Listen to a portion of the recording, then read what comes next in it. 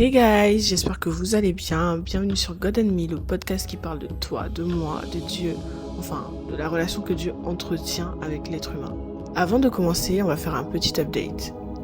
La dernière fois que j'ai posté un épisode, c'était il y a 1 an et demi. Je sais, ça fait super longtemps. Et pendant ce temps, il s'est passé tellement de choses. J'ai pris du recul sur beaucoup de choses.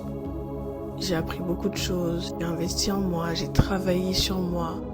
Je me suis réalignée sur plusieurs choses, notamment sur ma vie spirituelle, sur ma vie de famille, ma vie professionnelle et ma vie d'église aussi, parce que je suis chrétienne, membre d'une église locale et je sers à l'église.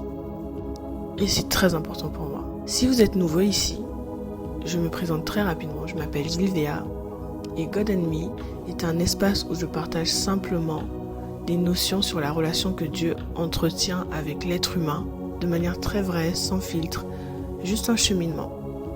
Donc si tu es chrétien, musulman, bouddhiste, hindou, peu importe, tu es le bienvenu, tu es la bienvenue. Juste un petit bémol, ici nous on croit en Dieu. On croit que Dieu est. On croit que Dieu entretient une relation avec nous.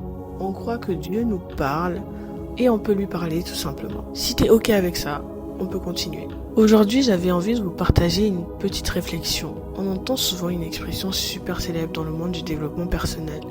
Cette phrase, c'est « fake it until you make it ».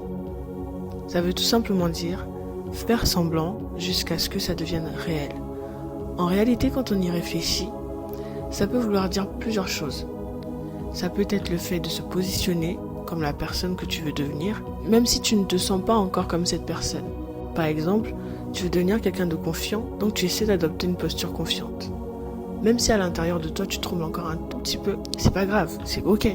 Tu veux atteindre un certain niveau, donc tu commences à te comporter comme si tu y étais déjà. En soi, je trouve qu'il y a quelque chose de vrai là-dedans. Mais le problème arrive quand le fake devient juste fake. Quand tu montres quelque chose à l'extérieur, mais qu'il n'y a aucune construction derrière, tu fais juste semblant, mais tu ne fais rien pour devenir.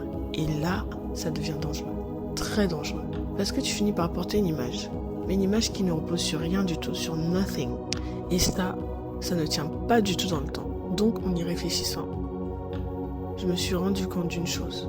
Oui, on peut fake it until you make it. Mais seulement si derrière, il y a vraiment du make it.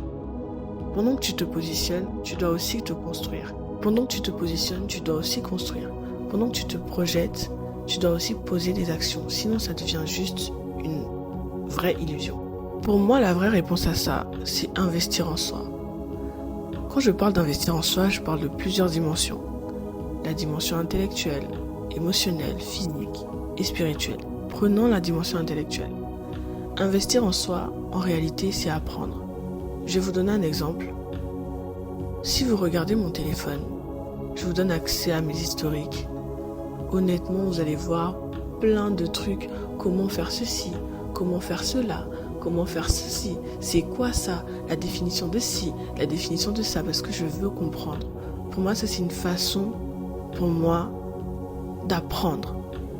Si tu regardes mon chat GPT, c'est rempli de questions, de petites recherches, de mini-études sur plein de sujets que de base je comprends pas et je veux comprendre.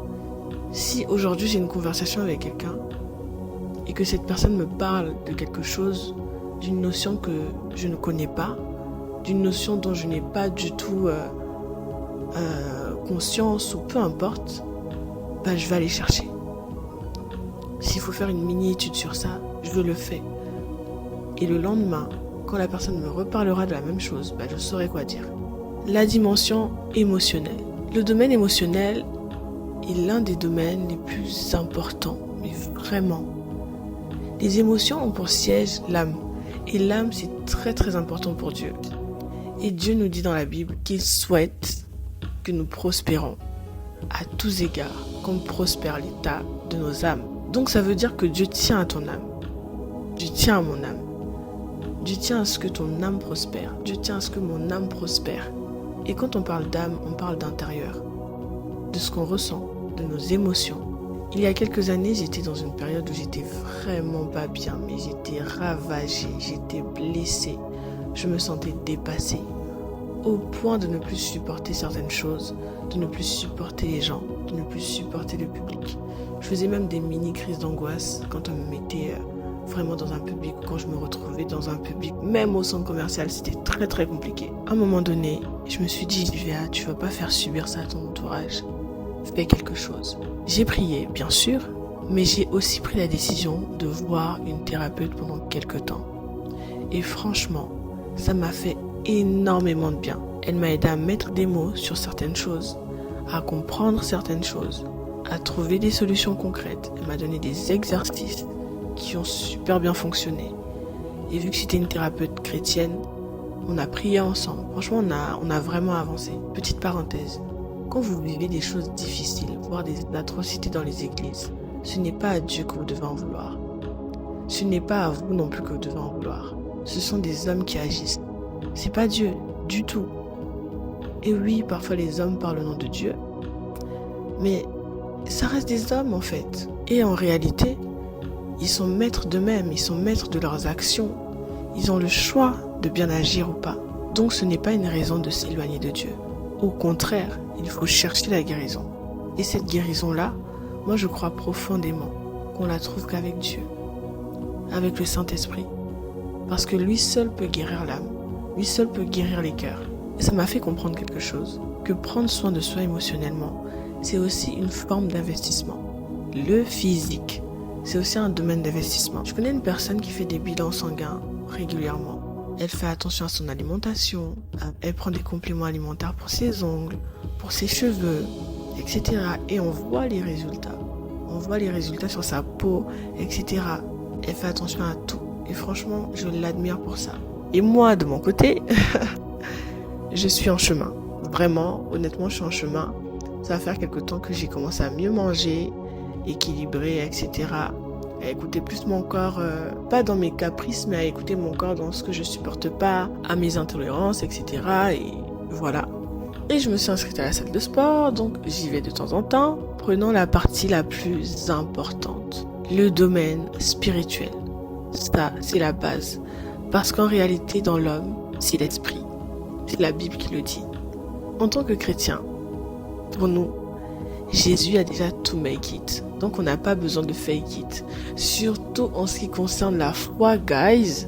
Tu n'as pas besoin de fake it. Parce que Dieu regarde au cœur. C'est vrai que les hommes regardent à l'apparence, mais Dieu regarde au cœur. En ce qui concerne la spiritualité, la foi, guys, tu n'as pas besoin de fake it. C'est vraiment un mauvais mindset de croire que tu peux fake it dans la foi. Et on n'en a pas besoin parce que Jésus a déjà tout accompli en fait à la croix. Il a déjà tout fait. Quelqu'un va me dire, mais si Jésus a déjà tout fait, pourquoi on se casse encore la tête? Notre rôle à nous, ce n'est pas de créer quelque chose, mais de marcher dans ce qu'il a déjà accompli, de le manifester dans notre vie, dans notre réalité physique. Il y a un verset dans la Bible qui dit, c'est de l'abondance du cœur que la bouche parle. Donc ce que je vis à l'intérieur finit toujours par se manifester à l'extérieur. Et Jésus parle aussi de deux sortes de maisons. Une maison construite sur le roc et une autre sur le sable. Le roc ici, c'est l'œuvre de la croix en fait. C'est le fait que Jésus a déjà tout accompli pour nous. Nous, on a juste à venir construire notre maison sur ce roc-là en fait. En gros, manifester tous les bienfaits du roc. Et le sable, c'est juste les choses périssables. Vraiment les choses vaines. Parce que tu vas venir, tu vas poser un truc sur le sable. Au début, ça va tenir parce que voilà. Mais reviens le lendemain. Tu vas voir la maison, elle est penchée. Parce que le sable s'est effondré. Donc la Bible nous dit, celui qui construit sur le roc, c'est celui qui écoute la parole de Dieu et la met en pratique. Et quand les tempêtes arrivent, la maison tient. Mais celui qui construit sur le sable, c'est celui qui écoute, mais ne met pas en pratique. Et quand les tempêtes arrivent, la maison s'écroule. Donc au final, ce n'est pas seulement ce que je montre qui compte, mais c'est ce sur quoi je construis. Non, vous n'avez pas bien compris.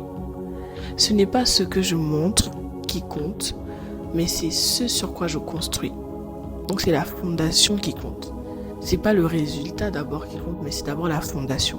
Donc en réalité, fake it until you make it, ça peut exister, mais seulement si derrière, il y a une vraie construction. Parce que sinon, on reste juste dans l'apparence. Et la vraie question c'est, est-ce que je construis vraiment ce que je montre? Est-ce que ce que je montre, c'est vraiment ce que je construis? Parce que dans tous les cas, c'est de l'abondance du cœur que la bouche parle. Dans tous les cas, l'intérieur va finir par être exposé. Dans tous les cas, le naturel revient au galop. Et pour finir, j'aimerais prier avec toi. Tu peux mettre tes propres mots, te servir de ce qu'on a dit avant et mettre tes propres mots. Ou alors répéter après moi, ou alors t'appuyer sur ma prière. Prions. Père, je ne veux pas juste fake it, je veux aussi make it. Je ne veux pas juste paraître à l'extérieur, je veux être construite à l'intérieur. Je ne veux pas juste surfer sur une image, mais je veux que le flot que tu as mis en moi jaillisse réellement de l'intérieur vers l'extérieur. Ta parole dit de garder mon cœur plus que toute autre chose, car de lui viennent les sources de la vie. Père, purifie mon cœur, construis-le, guéris-le, afin que ce qui sort de moi soit des sources d'eau vive, que ça ne soit pas des flots d'amertume, ni des flots de blessures, ni de confusion, mais que ça soit des flots de douceur, de tempérance, de patience, de bonté, de joie. Aide-moi à marcher selon tes préceptes, aide-moi à marcher dans cet alignement. Au nom de Jésus, Amen. Pendant que je priais, j'ai eu à cœur de te donner ce passage de la Bible.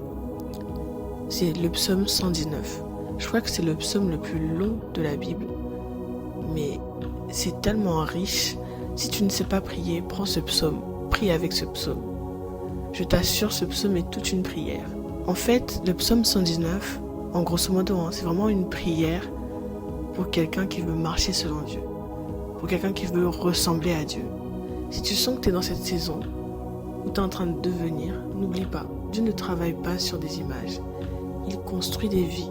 C'était tout pour moi. J'espère que ça t'a édifié, que ça a parlé à ton cœur, que ça a résonné dans ton cœur et que tu as pris des résolutions et que ça t'a fait réfléchir parce qu'en soi, c'est ça le but.